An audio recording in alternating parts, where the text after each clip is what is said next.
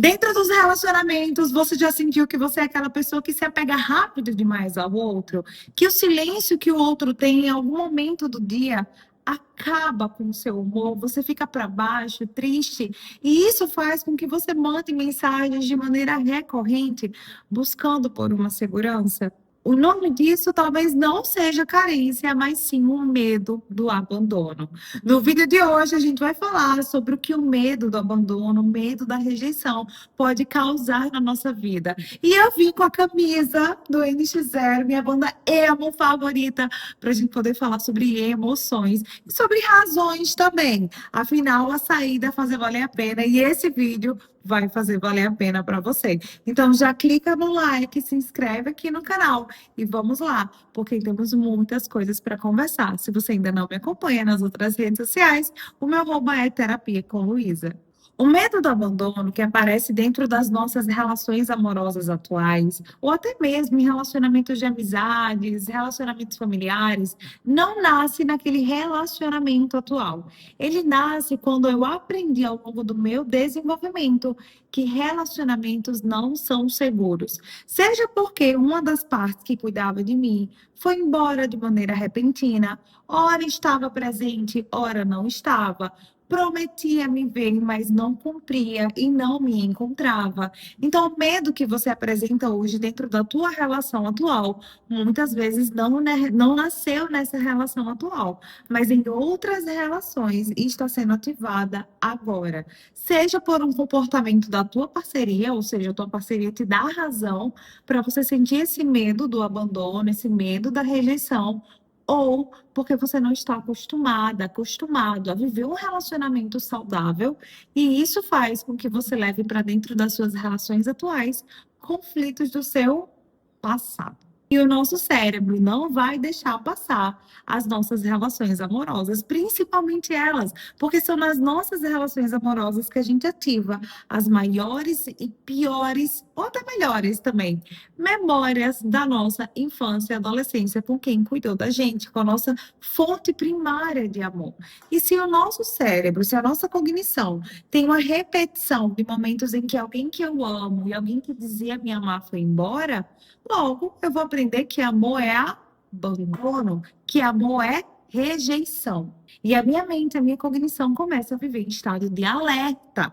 Tudo é muito perigoso. E eu fico ali, ó, o tempo todo pensando e analisando o que está acontecendo, inclusive o comportamento, as oscilações de humor que o outro apresenta comigo. Então, a relação, ela para de ser, ela deixa de ser um ambiente seguro e passa a ser um ambiente inseguro para mim. Isso não é carência, meus amores.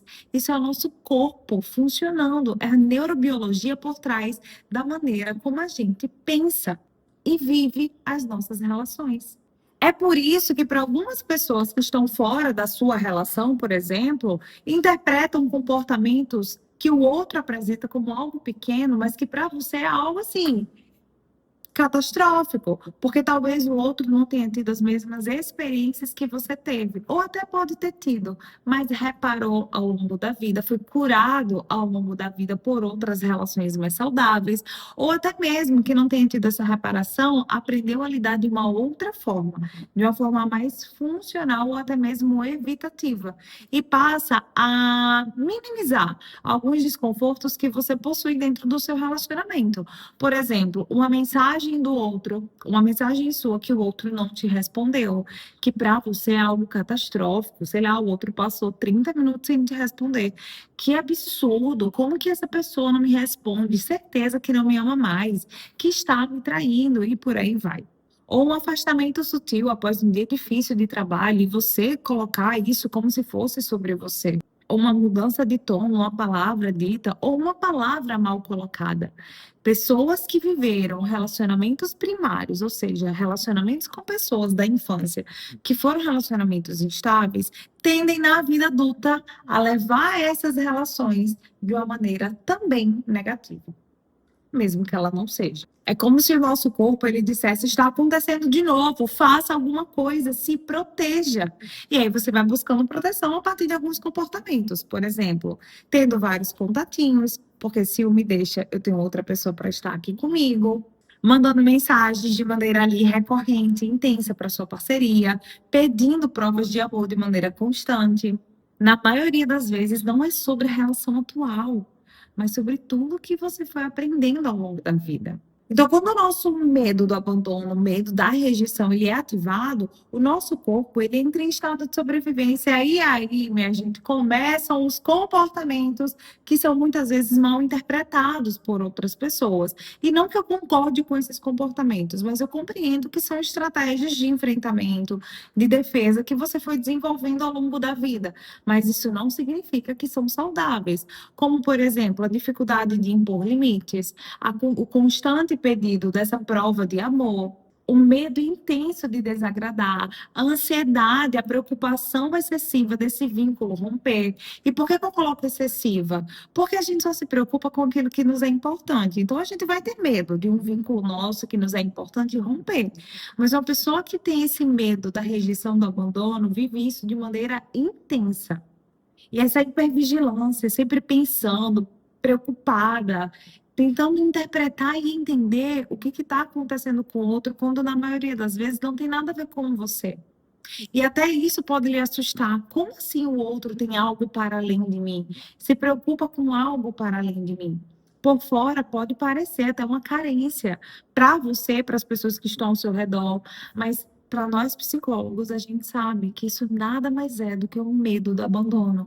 E esse medo do abandono, ele pode doer. Afinal, ele te leva a comportamentos que perpetuam cada vez mais essa dor.